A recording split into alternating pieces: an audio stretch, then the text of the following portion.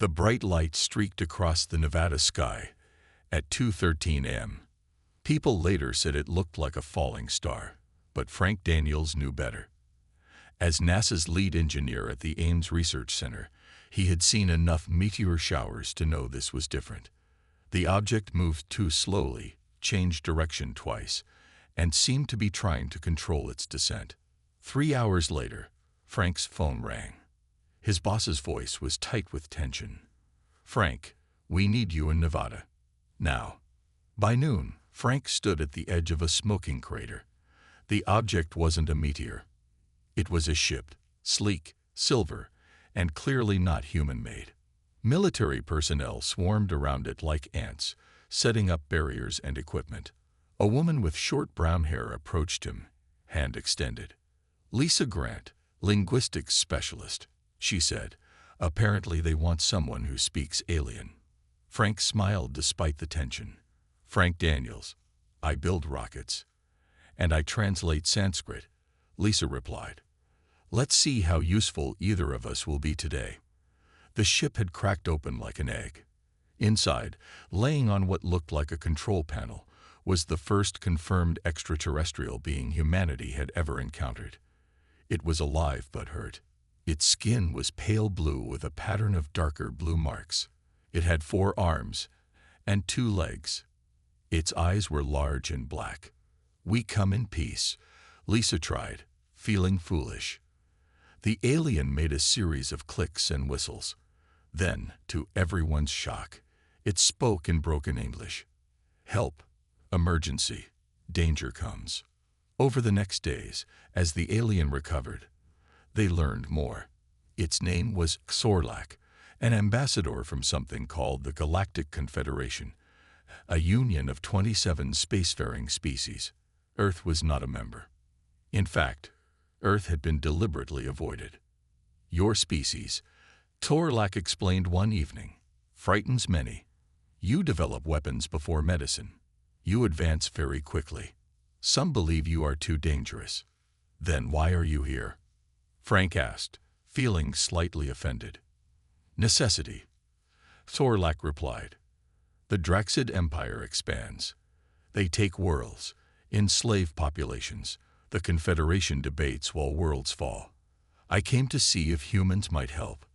"You crashed on purpose?" Lisa asked. "My ship was damaged escaping a Draxid patrol. Earth was closest. The crash was unplanned."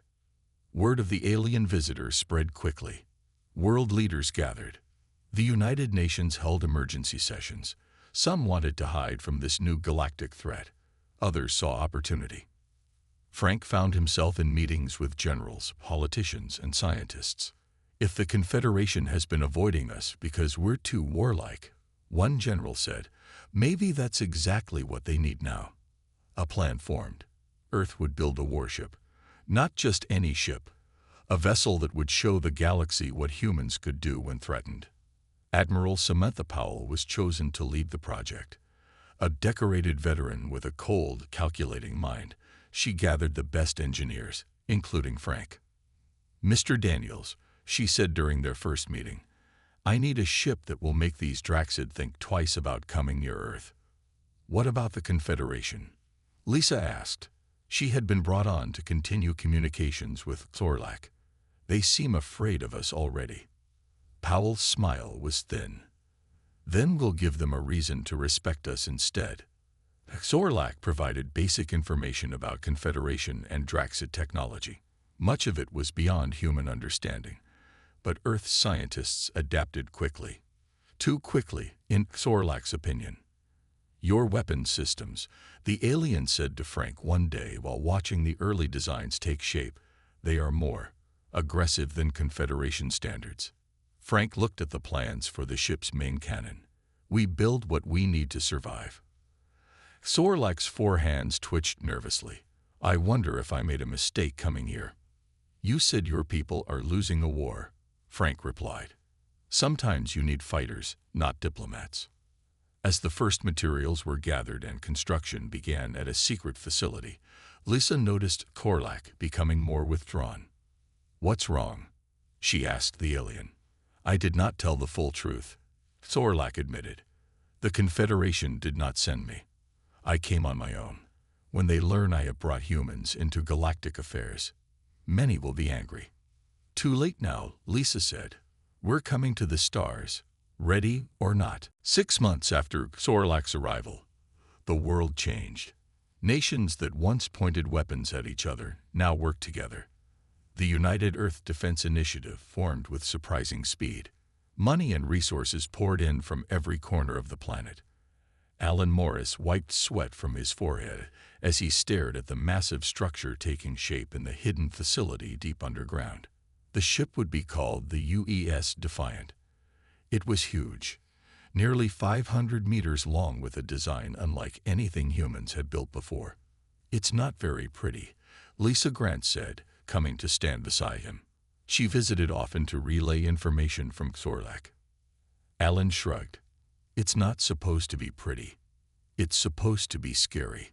The Defiant looked nothing like the elegant ships Sorlak described from the Confederation. Those vessels were smooth and rounded, almost artistic.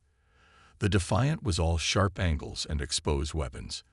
It looked like what it was, a warship built by a species that had spent thousands of years perfecting the art of killing each other. Admiral Powell walked up to them, her uniform perfectly pressed despite the heat in the construction bay. How are the shield generators coming along? She asked. Better than expected, Alan replied. We've improved the design Sorlak provided. Our version uses less power, but provides 15% more coverage. Powell nodded, pleased. And the weapons systems. That's where we're really breaking new ground, Alan said with pride. The main cannons use principles from our particle accelerators but scaled up. They should punch through Draxid shields like they're paper. Lisa frowned. Sorlak seems concerned about the level of firepower we're building in. Sorlak comes from a civilization that's losing a war, Powell said coldly. Perhaps they should be more concerned with surviving and less with keeping their hands clean. Later that day, Alan showed Sorlak the nearly completed engine room. The alien moved slowly, its 4 arms twitching nervously as it studied the human modifications to Confederation technology. This is not right, Sorlak said, pointing to the reactor core. You have removed the safety protocols. The energy output is dangerously high. We need the extra power for the weapons and shields, Alan explained. The safety margin is smaller, but it's still within acceptable limits. By whose standards? Sorlak asked. By human standards, Alan replied firmly. Sorlak made a whistling sound that Alan had learned was the equivalent of a sigh. I worry about what I have unleashed. Word of Earth's project eventually reached the Confederation. 3 months later, a proper delegation arrived in a ship that made Sorlak's scout vessel look like a toy. The diplomat leading the group was named Zivera, tall and graceful with silver skin that seemed to shimmer in the light. We came as soon as we received Sorlak's messages, Zivera said during the first meeting with Earth's leaders. We must discuss the appropriate level of human involvement in Confederation affairs. We're building one ship, Powell said. Hardly an invasion force. Zivera's eyes narrowed. One ship that, based on Sorlak's reports, carries enough destructive power to destroy a small moon. We call that being prepared, Powell replied with a cold smile. While the politicians talked, work continued. The Defiant was nearly ready. In the training facilities, Lieutenant Olivia Summers pushed her Marine unit harder than ever before. They would be the first humans to fight in space if it came to that. Faster, she shouted as they ran through combat drills. The Draxid won't wait for you to catch your breath. In his small office, Intelligence Officer Kevin Bradley sorted through the information Sorlak had provided about the Draxid. Something didn't add up. The timeline of the conflict, the spaces between major battles, the Draxid attack patterns, they suggested a different picture than the one Sorlak had painted. They're not just conquerors, he muttered to himself. They're looking for something specific. He made a note to bring this up with Admiral Powell at their next briefing. As the final systems came online, Alan stood in the Defiance Bridge for the first time. Screens lit up around him, displaying the ship's incredible power. Earth's first warship was ready to face the stars. The Confederation delegation walked through the Defiant with expressions of growing alarm. Zivera stopped at every weapon system, every reinforced hull plate, every military feature. The silver-skinned diplomat's face showed more concern with each step. "This is not a peaceful exploration vessel," Zivera said to Admiral Powell. "This is a pure instrument of war." Powell nodded without apology. "That's exactly what it is. You're losing a war, and you need warriors." 5 Confederation military advisors accompanied the delegation. Unlike Zivera, they studied the human warship with growing interest. One of them, a reptilian being named Krell, seemed particularly impressed by the Marine training facility. Lieutenant Olivia Summers led her squad through combat drills as the aliens watched. Her soldiers moved with precision, demonstrating tactics for fighting in zero-gravity and confined spaces. "Your troops train to kill," Krell observed. His voice was deep and raspy. "They train to win," Olivia corrected. "Killing is just one way to do that." Krell made a sound that might have been a laugh. "The Confederation forces train primarily for defense and retreat. It has not served us well against the Draxid." In a secure room several decks below, Kevin Bradley shared his findings with Frank Daniels and Lisa Grant. "Look at this," he said, pointing to a star map showing Draxid attack patterns. "They're not just expanding outward in all directions. There's a clear pattern here." His finger traced a line through several star systems. "It's like they're searching for something." "Have you told anyone else?" Frank asked. Kevin shook his head. "Not yet. I wanted more proof first." "We should ask Sorlak," Lisa suggested. "I tried," Kevin said. "Whenever I bring up specific questions about Draxid motivations, Sorlak changes the subject. The ambassador is hiding something." Later that evening, a heated argument broke out in the main conference room. Zivera had presented the Confederation's official position. Humans could join the fight against the Draxid, but only under strict Confederation control. Human weapons would need to be reduced in power. Human soldiers would need to follow Confederation battle protocols. "Absolutely not," Admiral Powell said firmly. "We built this ship. We crew this ship. We command this ship. The Defiant's firepower exceeds anything in our fleet," Zivera countered. "Your species has no experience in interstellar diplomacy or warfare. You could trigger a full-scale war." "We're already in a full-scale war," Powell replied. "You're just losing it slowly." Krell and the other military advisors exchanged glances. They seemed less opposed to the human position than their diplomat. Outside the conference room, Frank found Sorlak alone, staring out a window at the stars. "Your people don't seem happy with what we've built," Frank said. Sorlak's 4 hands moved in a gesture of distress. "They fear what they do not understand. Humans approach problems differently than any species in the Confederation." "Kevin Bradley thinks the Draxid are looking for something specific," Frank said carefully, watching Sorlak's reaction. "Something you haven't told us about." The alien went very still. "Your intelligence officer is perceptive," Sorlak admitted after a long pause. "There is an ancient technology scattered across many worlds. The Draxid seek these artifacts with great determination." "What kind of technology?" "The remnants of a civilization far older than any of ours. They'd mastered energy manipulation beyond our comprehension. The Confederation Council voted to leave these artifacts untouched. The Draxid disagree." The next morning, Captain Daniel Rice arrived at the facility. A tall man with a calm demeanor, he had been chosen to command the Defiant on its maiden voyage. His second-in-command, Commander Maria Ortiz, arrived with him. "Impressive," Rice said as he viewed the ship for the first time. "She's ready, Captain," Alan Morris said proudly. "All systems operational." Rice nodded. "Then it's time we introduced ourselves to the galaxy." Despite the Confederation's objections, Earth's leaders made their decision. The Defiant would launch in 1 week with a full human crew. The Confederation could accept humanity's help on human terms, or not at all. The stakes were too high for half measures. The day of launch arrived with a mix of excitement and tension. The Defiant rose from Earth on massive engines that lit up the sky for hundreds of miles. People around the world watched on screens as humanity's first warship left its home planet behind. Captain Daniel Reyes stood on the bridge, his face calm despite the historic moment. Around him, the crew worked at their stations with focused attention.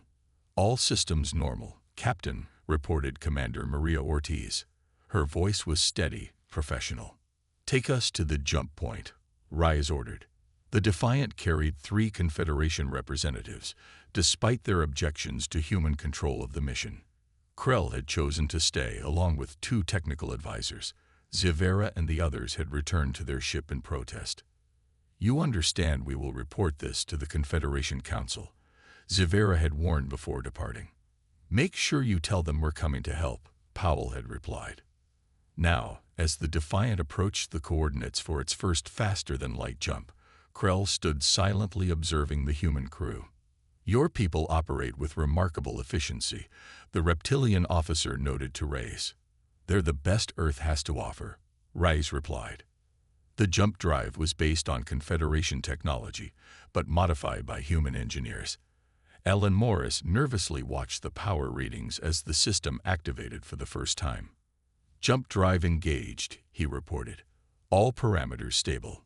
Space twisted around them. Stars blurred. Then suddenly, they were somewhere else, hundreds of light years from Earth in an instant. "Jump successful," Ortiz announced, unable to hide a note of pride in her voice. The Defiant's journey to Confederation space would take several more jumps. After the second day, they received a message from Confederation Border Patrol warning them to slow their approach and prepare for inspection. "They're treating us like we're hostile," Ortiz said with a frown. "Technically, we are," Reyes reminded her. "We're entering their space on our terms, not theirs." On the 4th day, long-range sensors detected unusual energy readings. "Captain, we have 3 vessels approaching at high speed," reported the sensor officer. "They don't match Confederation profiles." Krell moved quickly to examine the readings. "Draxid scouts," he said, his scales darkening with concern. "They rarely venture this far into Confederation territory." "Battle stations," Reyes ordered calmly. Around the bridge, the crew moved with practiced precision. "The Draxid are hailing us," Communications Officer Heather Collins announced. The message appeared on the main screen, a translation provided by their Confederation systems. The Draxid demanded immediate surrender of the unknown vessel.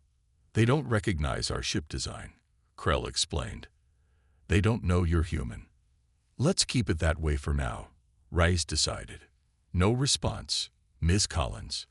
The Draxid ships moved to surround the Defiant, clearly expecting an easy capture of what they likely assumed was a Confederation research vessel. "Weapons range in 30 seconds, Tactical Officer Eric Johnson reported. Reyes glanced at Krell. How would Confederation ships respond to this situation? "They would attempt to flee while calling for assistance," Krell admitted. "Fighting 3-to-1 odds is not our preferred approach." Reyes smiled slightly. "We have a different approach. Mr. Johnson, target the lead vessel's engines. Let's see how they handle a surprise." The Defiant's main weapons powered up, far faster than any Confederation ship could manage. The lead Draxid vessel barely had time to register the energy spike before the human warship fired. The impact was immediate and devastating. The Draxid ship spun out of control, its engine section torn apart by the powerful human weapons. "The other 2 ships are changing course," Johnson reported. "They're moving to attack positions." "Bring us about," Reyes ordered. "Let's show them what this ship can do." What followed was unlike anything Krell had ever witnessed. The Defiant moved with surprising agility for its size, its weapons firing in precise patterns that kept the Draxid vessels off balance. The human crew worked together flawlessly, anticipating commands before they were given. Within minutes, a second Draxid ship was crippled. The third turned to flee. "Should we pursue, Captain?" Ortiz asked. Reyes considered this. "No, let it go. Let it tell others what happened here today." Krell stared at the human captain with new respect. "The Confederation has been fighting the Draxid for years. I have never seen anyone defeat their ship so decisively." "This is just the beginning," Reyes replied. News of the Defiance battle with the Draxid scouts spread quickly. By the time the human warship reached the Confederation capital world of Iloria, everyone knew about it. The massive space station that served as the heart of the Confederation government buzzed with rumors and fear. The Defiant moved into orbit, its dark hull and visible weapons creating an imposing sight against the backdrop of space. Smaller Confederation vessels kept their distance. "They're afraid of us," Ortiz observed from the bridge. "Good," Reyes replied. "Fear can be useful." Ambassador Natalie Wright had traveled with them from Earth. A skilled diplomat with a sharp mind, she prepared to represent humanity to the Confederation Council. Before departing on a shuttle, she spoke briefly with Captain Reyes. "Remember, I'm trying to make friends down there," she said with a wry smile. "Try not to look too threatening while I'm gone." Reyes nodded. "We'll keep our weapons powered down. For now."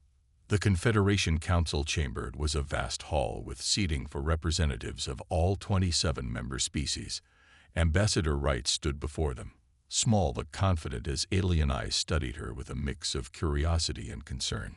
"Humanity thanks you for this opportunity to address the Council," she began.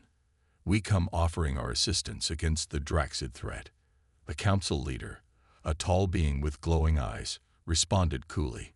"Your assistance was not requested in the form it has taken. One warship entering our space, engaging Draxid vessels without authorization. These are not the actions of a friend." "With respect," Wright replied, "your friend Sorlak came to us because the Confederation was losing this war. The evidence suggests you need new approaches." Murmurs spread through the chamber. Some representatives nodded in agreement, while others gestured in what appeared to be anger or disgust. "The human ship defeated 3 Draxid vessels without damage," Krell stated, stepping forward. "No Confederation ship has managed such a feat." "At what cost?" another council member asked. "Their weapons systems violate our treaties on ethical warfare. Their tactical approach shows no regard for Confederation protocols." "The Draxid show no regard for your protocols either," Wright pointed out. "Perhaps that's why they're winning." The debate continued for hours. Some council members saw humans as valuable allies. Others viewed them as potentially more dangerous than the Draxid. No consensus was reached. Back on the Defiant, Kevin Bradley continued his research into the Draxid's true motives. He shared his findings with Frank Daniels, who had joined the crew as a technical advisor. "The ancient technology Sorlak mentioned," Kevin said, pointing to a star chart. "I think there's a piece of it on the Confederation capital itself." "You think that's why the Draxid keep probing this sector?" Frank asked. Kevin nodded. "And why the Confederation is so desperate to keep them away." Their conversation was interrupted by a sudden alert. Sensors had detected multiple ships dropping out of faster-than-light travel near the capital. "Draxid signatures," Johnson reported as Reyes rushed to the bridge. "A full battle group, 12 ships." "How did they get past the defense grid?" Ortiz asked. "They didn't," Reyes replied grimly. "Someone let them through." On the capital station, panic spread as warning sirens blared. The Confederation Defense Fleet scrambled to respond, but they were caught unprepared. The Draxid ships moved with purpose, heading directly toward the government sector of the station. Ambassador Wright was rushed to a secure area along with the council members. Through a viewport, she watched as the Draxid fleet approached. The Confederation ships moved to intercept but seemed disorganized, their formation breaking apart before they even engage. "Your defense fleet lacks coordination," she observed to the council leader. "Our military is designed for defense, not aggression," the alien replied tensely. "Sometimes the best defense is a strong offense," Wright said. As if on cue, the Defiant moved into view, accelerating rapidly toward the Draxid formation. Unlike the scattered Confederation ships, the human warship charged directly at the enemy. "What are they doing?" gasped a council member. "One ship against 12 is suicide." Wright smiled slightly. "Watch and learn what humans bring to this fight." The Defiant's weapons came to life, concentrating fire on the lead Draxid vessel with devastating effect. The human ship moved with surprising speed and agility, dancing between enemy fire while landing precise strikes of its own. "Impossible," whispered the council leader, as the Draxid formation began to break apart in confusion. The battle unfolded in ways no one in the Confederation had seen before. The Defiant moved like a predator among the Draxid ships, targeting engines and weapons systems with surgical precision. Captain Rice stood calm at the center of the bridge, issuing orders in a steady voice. "Concentrate fire on the command ship," he ordered. "Mr. Johnson, use pattern Delta." Tactical Officer Eric Johnson worked his console with practiced skill. The Defiant's weapons found their mark, tearing through the larger Draxid vessel's shields. "Direct hit on their main weapons array," Johnson reported. "Their shields are failing." The Confederation ships began to rally, following the Defiant's lead. Krell had contacted his military colleagues, advising them to support the human tactics rather than stick to their standard defensive formations. On the bridge, Commander Ortiz monitored the battle displays. 3 enemy ships are breaking off, heading directly for the station's government sector. "They're after something specific," Rides realized. Kevin was right. He made a quick decision. "Pursue and intercept. Don't let them near that station." The Defiant changed course, engines flaring as it raced to cut off the Draxid ships. The human vessel took heavy fire, its shields flickering under the assault. "Shields at 60%. Alan Morris called out from engineering. "I can give you more power to weapons, but we'll be more vulnerable." "Do it," Rise ordered without hesitation. In the ship's medical bay, Dr. Greg Martins worked quickly as injured crew members arrived. A console explosion had burned 2 bridge officers. The hull breach in a lower section had caused pressure injuries to 3 more crew members. "I need more hands here," he called to his medical team. Their training had prepared them for casualties, but experiencing actual combat was different. The Defiant shuddered as another hit struck home. Greg steadied himself against a medical bed. "I hope the captain knows what he's doing," he muttered as he returned to treating a wounded engineer. Back on the bridge, the situation grew more intense. The Defiant had positioned itself between the 3 Draxid ships in the station, becoming a wall of metal and energy that the enemy could not pass. "They're concentrating all fire on us," Johnson reported, tension in his voice. "Shields at 40%. 35. Hold position," Rise ordered. "We are not letting them through." Communications Officer Heather Collins suddenly straightened at her station. "Captain, I'm intercepting Draxid communications. Our translation software is processing them." "What are they saying?" Rides asked. "It's fragmented, but they keep mentioning something called the key and primary artifact. They seem desperate to reach the central hub of the station." Kevin Bradley, who had joined them on the bridge, exchanged glances with Frank. "The ancient technology," he said. "It must be there." The Defiant rocked violently as another volley struck. Warning lights flashed across multiple stations. "Shields critical," Morris reported from engineering. "We can't take much more of this." Reyes gripped the arms of his command chair. "All power to forward weapons. Target the lead ship's bridge section." The Defiant's main cannons fired, the energy beam burning through space with incredible intensity. The lead Draxid ship's shields collapsed under the assault, and the beam continued through, cutting into the vessel's command center. Secondary explosions rippled along its hull as systems failed catastrophically. "Direct hit," Johnson announced. "Target destroyed." The remaining 2 Draxid ships suddenly changed tactics, turning away from the station to focus entirely on destroying the Defiant. "They've realized we're the real threat," Ortiz said. "Good," Reyes replied grimly. "Keep their attention on us." The Confederation ships, seeing an opportunity, moved in to attack the distracted Draxid vessels from behind. It was a coordinated move that would have been impossible before watching the humans fight. As the battle continued, Admiral Powell arrived with a second human vessel, a smaller, faster ship called the UES Guardian. It had been launched shortly after the Defiant, a fact kept secret even from Captain Reyes. "Reinforcements have arrived," Collins announced with relief in her voice. The Guardian moved into the fight with the same aggressive tactics as the Defiant. Between the two human ships and the now rallied Confederation forces, the remaining Draxid vessels found themselves outmatched. "They're retreating," Johnson reported as the Draxid ships began jumping away. Cheers erupted across the bridge. Commander Ortiz allowed herself a small smile. "We did it." But Captain Reyes remained focused.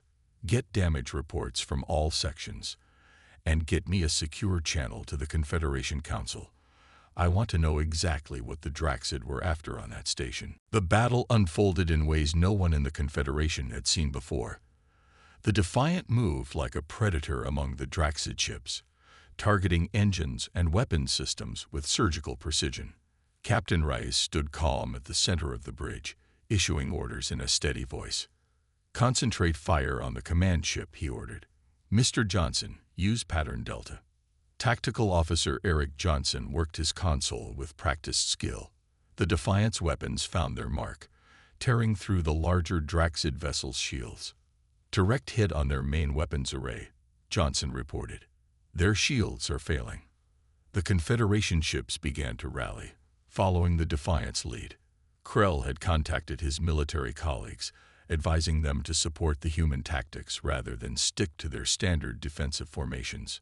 On the bridge, Commander Ortiz monitored the battle displays. 3 enemy ships are breaking off, heading directly for the station's government sector. "They're after something specific," Reyes realized. Kevin was right. He made a quick decision. "Pursue and intercept. Don't let them near that station." The Defiant changed course, engines flaring as it raced to cut off the Draxid ships. The human vessel took heavy fire, its shields flickering under the assault. "Shields at 60%. Alan Morris called out from engineering. "I can give you more power to weapons, but we'll be more vulnerable." "Do it," Reyes ordered without hesitation. In the ship's medical bay, Dr. Greg Martins worked quickly as injured crew members arrived. A console explosion had burned 2 bridge officers. The hull breach in a lower section had caused pressure injuries to 3 more crew members. "I need more hands here," he called to his medical team. Their training had prepared them for casualties, but experiencing actual combat was different. The Defiant shuddered as another hit struck home. Greg steadied himself against a medical bed. "I hope the captain knows what he's doing," he muttered as he returned to treating a wounded engineer. Back on the bridge, the situation grew more intense. The Defiant had positioned itself between the 3 Draxid ships and the station, becoming a wall of metal and energy that the enemy could not pass. "They're concentrating all fire on us," Johnson reported, tension in his voice. "Shields at 40%. 35. Hold position," Reyes ordered. "We are not letting them through." Communications Officer Heather Collins suddenly straightened at her station. "Captain, I'm intercepting Draxid communications. Our translation software is processing them." "What are they saying?" Reyes asked. "It's fragmented, but they keep mentioning something called the key and primary artifact. They seem desperate to reach the central hub of the station." Kevin Bradley, who had joined them on the bridge, exchanged glances with Frank. "The ancient technology," he said. "It must be there." The Defiant rocked violently as another volley struck. Warning lights flashed across multiple stations. "Shields critical," Morris reported from engineering. "We can't take much more of this." Reyes gripped the arms of his command chair. "All power to forward weapons. Target the lead ship's bridge section." The Defiant's main cannons fired, the energy beam burning through space with incredible intensity. The lead Draxid ship shields collapsed under the assault, and the beam continued through, cutting into the vessel's command center. Secondary explosions rippled along its hull as systems failed catastrophically. "Direct hit," Johnson announced. "Target destroyed." The remaining two Draxid ships suddenly changed tactics, turning away from the station to focus entirely on destroying the Defiant. "They've realized we're the real threat," Ortiz said.